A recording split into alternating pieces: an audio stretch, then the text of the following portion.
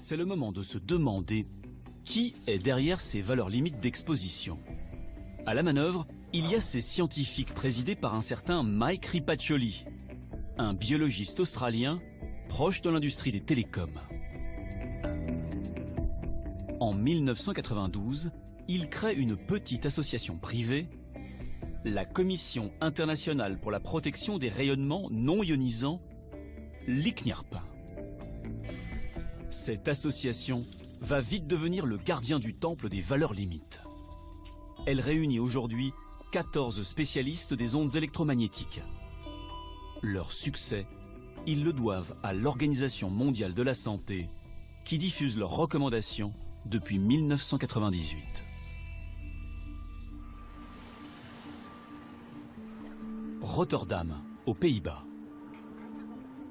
C'est là que nous avons rendez-vous avec Erik van Rooyen, l'actuel vice-président de l'ICNIRP. Ce biologiste de formation est aussi conseiller à l'OMS. Erik van Rooyen est fier de nous présenter le travail de l'ICNIRP. Les valeurs limites et rien que les valeurs limites. L'objet de ces valeurs limites d'exposition est de protéger l'ensemble des citoyens contre les problèmes de santé liés au rayonnement électromagnétique. Le seul effet reconnu scientifiquement, c'est l'effet thermique.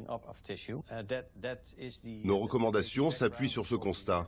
Il n'y a aucun doute, l'effet thermique est le seul effet reconnu scientifiquement. Est-ce que je peux vous montrer quelque chose ? Nous présentons au vice-président de l'ICNIRP les 2248 articles scientifiques que nous avons compilés. Une très grande majorité d'entre eux affirment qu'il existe des effets biologiques en dessous des seuils réglementaires. En dessous des seuils réglementaires. Mais selon Erik van Rooyen, absolument rien de neuf.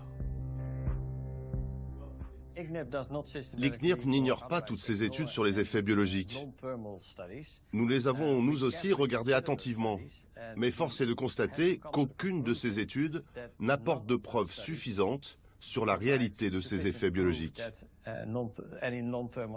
En fait, vous devez comprendre que si nous ne reconnaissons pas ces effets, ce n'est pas parce qu'ils n'existent pas, c'est que nous n'avons jamais envisagé de les reconnaître.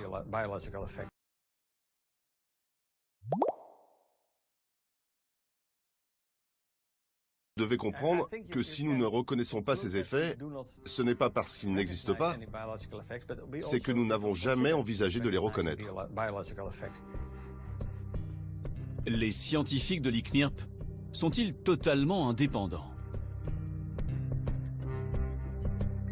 Nous avons épluché les CV de ces 14 experts. Sur ces 14 chercheurs, 10 seraient exposés à un risque de conflit d'intérêts avec l'industrie des télécoms. La majorité d'entre eux ne nous a pas répondu, comme l'italien Guglielmo Dinzeo, conseiller scientifique de Vodafone pendant 2 ans. L'Australien Rodney Croft dément tout conflit d'intérêts, et pourtant son laboratoire a reçu entre 2012 et 2015 165 000 € de l'EPRI, un institut américain de lobbying industriel. Le Suisse Martin Rössli est chercheur dans une fondation financée par des opérateurs de téléphonie mobile. Par mail, il nous assure de son indépendance. Et vous-même, avez-vous eu le moindre contact avec l'industrie des télécoms? Non.